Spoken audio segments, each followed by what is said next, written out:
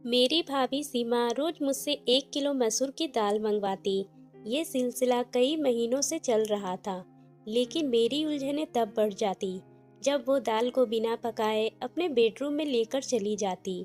थोड़ी ही देर बाद जब वो कमरे से बाहर आती तो अक्सर लड़खड़ाकर चलती थी। मैंने कई बार उनसे पूछा, भाभी दाल का क्या करती हैं? मगर वो बस मुस्कुराकर कहती, दाल बहुत ही अच्छी थी।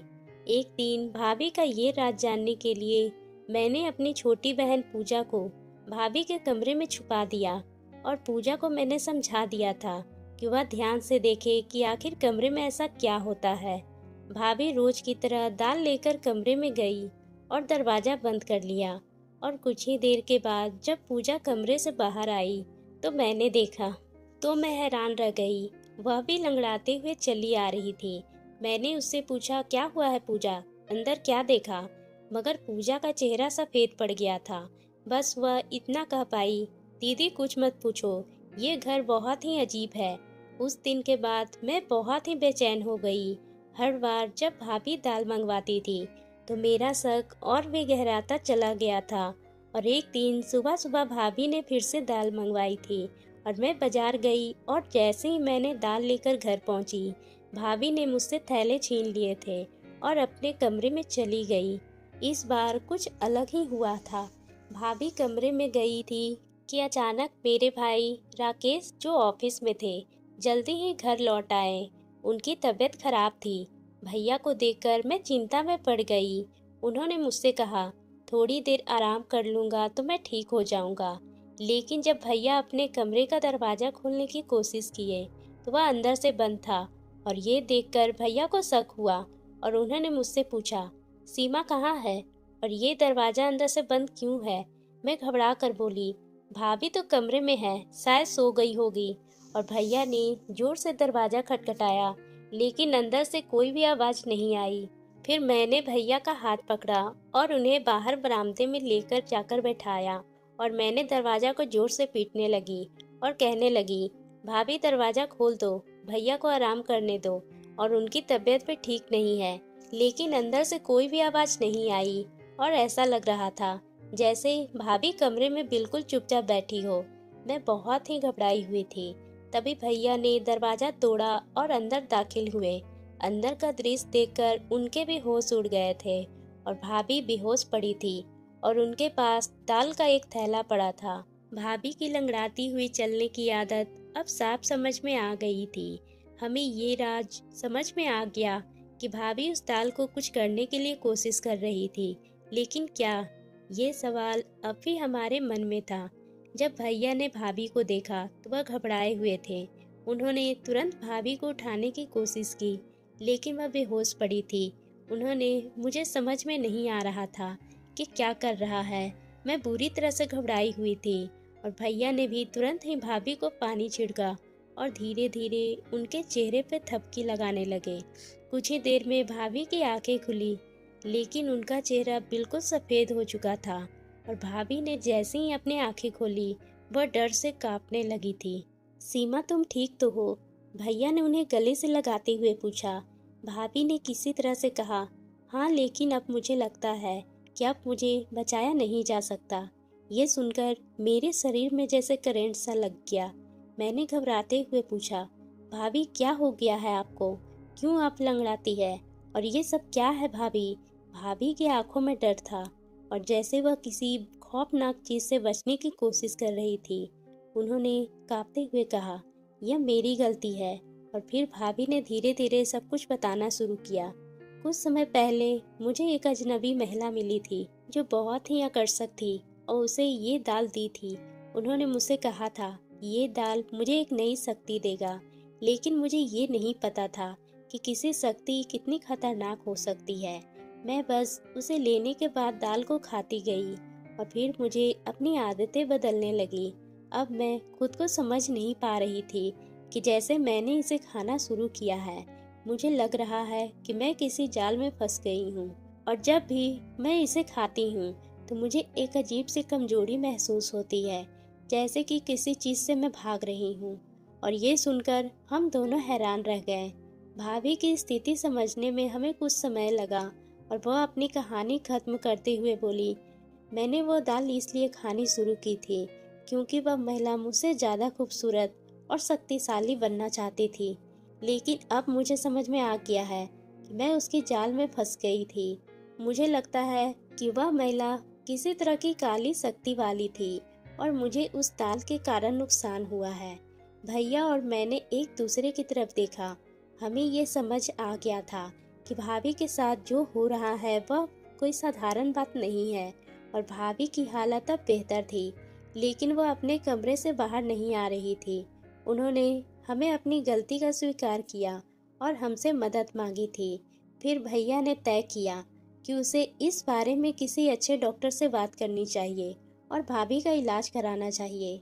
हम दोनों ने मिलकर भाभी को अस्पताल ले गए, जहां डॉक्टर ने उनका पूरा चेकअप किया और उन्हें कुछ दवाइयां दी। डॉक्टर ने भी कहा कि भाभी का शरीर बहुत ही थका हुआ है और मानसिक तनाव के कारण वह लंगड़ाती है, लेकिन तंत्र मंत्र का इसमें कोई भी हाथ नहीं है। डॉक्टर ने बताया कि भाभी को केवल आराम और मानसिक शांति की जरूरत है। अब हमें ये समझ आ गया था कि भाभी की परेशानियां किसी बाहरी शक्ति से नहीं, बल्कि उनके खुद के डर और तनाव से थी। ये सब कुछ मानसिक समस्याएं थी जिसे समय रहते सुलझा लिया गया था। भाभी हमें धन्यवाद दिया और कहा अब वो पूरी तरह से ठीक महसूस कर रही थी। घर में फिर से शांति और खुशहाली लौट आई थी। हम सब ने मिलकर एक साथ बैठना तय किया था कि अब हमें किसी समस्या का हल समझदारी और एकता से ढूंढनी चाहिए, न कि डर और अंधविश्वास के सहारे। समय के साथ भाभी की तबीयत में सुधार होने लगा और घर का माहौल फिर पहले जैसा खुशहाल हो गया। भाभी ने अपनी गलती से बहुत कुछ सीखा और उन्होंने ये ठान लिया था कि वह अपने जीवन में शांति और मानसिक संतुलन बनाए रखेगी। भाभी ने हमें सभी के माफी मांगी और यह वादा किया है कि वह अब कभी किसी अजनबी से कुछ नहीं लेगी और ना ही कभी किसी के चीज को अपनाएगी, और इसका परिणाम हमें बाद में भुगतना पड़ेगा। एक दिन भाभी मेरे पास आकर कहा, मैंने जो गलती की थी उसके बाद मुझे यह एहसास हुआ है कि जीवन में शांति और संतुलन सबसे जरूरी है। हमें दूसरों की बातों पर विश्वास करने से पहले अपनी सच्चाई को जानना चाहिए। उनकी बातों में एक गहरी समझ और आत्मविश्वास था जो हमें भी प्रेरित करता था। भाभी ने धीरे धीरे अपने पुराने जीवन की ओर लौटना शुरू किया और उन्होंने खुद के परिवार के लिए और बेहतर बनने की ठानी, और उनका स्वभाव पहले से भी ज्यादा सुलझा हुआ और शांत हो गया था। अब वो घर के कामों में भी पहले से ज्यादा रुचि लेने लगी थी और बच्चों के साथ समय बिताने लगी थी। भैया के साथ उनका रिश्ता भी मजबूत हो गया था और दोनों एक दूसरे के साथ और ज्यादा समय बिताने लगे थे। हमारे परिवार में एक नई ऊर्जा महसूस हो रही थी। भाभी की कठिनाइयों के बावजूद उन्होंने सबको दिखा दिया था कि अगर मन में इच्छा शक्ति हो तो किसी भी परेशानियों का हल निकाला जा सकता है। मैं भी भाभी से और ज्यादा प्यार करने लगी क्योंकि उन्होंने अपने संघर्षों से बहुत कुछ सीखा और हम सभी को यह भी सिखाया था किसी भी मुश्किल या हल समझदारी और आत्मविश्वास में है, ना कि किसी अंधविश्वास में है। फिर एक दिन भाभी ने मुझसे मुस्कुराते हुए कहा, देखो अब मैं सही रास्ते पर हूँ और अब कोई दाल मुझे लंगड़ाने का कारण नहीं बनेगी। हम दोनों हंस पड़े और ये समझ गए कि जीवन में सब कुछ अपनी सोच समझ पर निर्भर करता है। अगर हम सही दिशा में कदम बढ़ाते हैं तो यह मुश्किल आसान हो सकती है। इस प्रकार हमारे परिवार की कहानी में एक नया मोड़ आया था और हम सब एकजुट हो गए थे और ये कोई भी परेशानी हमें झुका नहीं सकती थी। भाभी की ये संघर्ष की कहानी हमें हमेशा याद दिलाती है कि जीवन में हर समस्या का हल है और बस हमें समझदारी से काम लेना चाहिए। समय के साथ भाभी की स्थिति पूरी तरह से सुधर गई और उन्होंने न केवल अपनी खुद की परेशानियों को पीछे छोड़ा, बल्कि हम सबको यह भी सिखाया कि जीवन में हर समस्या का समाधान है अगर हम उसे सही तरीके से समझें। अब घर में फिर से खुशी और शांति का माहौल था। भाभी पहले की तरह खुश और संतुष्ट रहने लगी और उनका आत्मविश्वास भी वापस लौट आया था। एक दिन भैया और भाभी ने तय किया कि वे किसी नई शुरुआत के लिए परिवार के साथ एक छोटे से ट्रिप प्लान करेंगे और हम सब ने एक साथ मिलकर नज़दीकी के हिल स्टेशन पे जाने का फैसला किया। भाभी की तबीयत अब पूरी तरह से ठीक थी और उनका मानसिक तनाव भी समाप्त हो चुका था। अब हम उनके साथ खुश थे और यह पल हमारे लिए बहुत ही खास था। यात्रा के दौरान भाभी ने हमें अपनी पूरी कहानी सुनाई।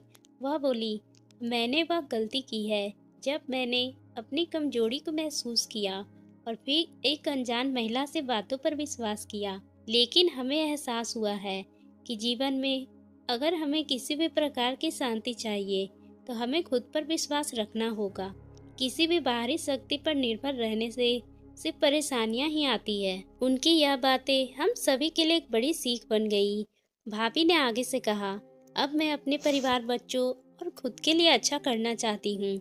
मैं जानती हूँ कि अगर हमारे पास आत्मविश्वास और समझदारी हो तो हम किसी भी परेशानी का सामना कर सकते हैं। इस यात्रा ने हमारे रिश्ते को और भी मजबूत बना दिया था। हम सभी एक दूसरे के साथ और भी करीब आ गए थे।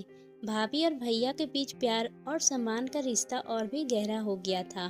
घर लौटने के बाद भाभी ने सभी को एक साथ बैठकर कहा, हम सभी को एक दूसरे के साथ विश्वास और प्रेम से बंधे रहना चाहिए। अगर किसी के पास कोई समस्या हो तो हम सब मिलकर उनका समाधान निकाल सकते हैं। हम सब परिवार हैं और यही ताकत है। तो दोस्तों, आपको ये कहानी कैसी लगी?